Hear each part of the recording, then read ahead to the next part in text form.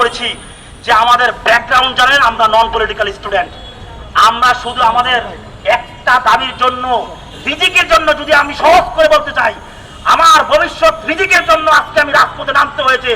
ধিক্কার জানাই আমাদের সমাজকে, ধিক্কার জানাই আমার রাষ্ট্রকে, ধিক্কার জানাই প্রশাসনকে যে আমার রিজিকের জন্য আমাকে আজকে রাজপথে নামতে হচ্ছে। প্রিয় সাংবাদিক ভাইরা আমার, আজকে দেখেন 24 জন জেনারেল শিক্ষিত, একবারে সাধারণ শিক্ষার্থী যাদের লাইফে কোনো স্পট ছিল না, তারা আসছে কেন? আসছে তাদের যে প্রয়োজন, তার পরিবারকে হাল ধরবে, তার পরিবারের হাল ধরবে, তার পিতা মাতাকে একটা সুখে রাখবে, সেই প্রয়োজনের তাগিদে তার যখন 30 বছরে তার সার্টিফিকেটগুলো ইনভ্যালিড হচ্ছে, সে যখন সব রক্তচক্ষুকে উপেক্ষা করে যখন রাজপথে অহিংসভাবে নেমেছিল এবং প্রধানমন্ত্রীর উদ্দেশ্যে যখন আমরা একটা অহিংস মিছিল নিয়ে যাচ্ছিলাম, তখনই আমাদের ভাইদেরকে আটক করে মামলা দেওয়া হয়েছে।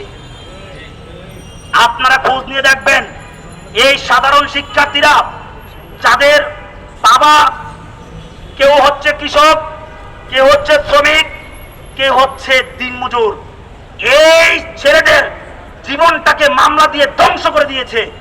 আমরা আজকের এই মানববন্ধন থেকে এটা আর শুধু নিন্দায় যাচ্ছি না, আজকের এই লক্ষ লক্ষ বেকার যুব সমাজ থেকে এটা তীব্র নিন্দা জ্ঞাপন করছি।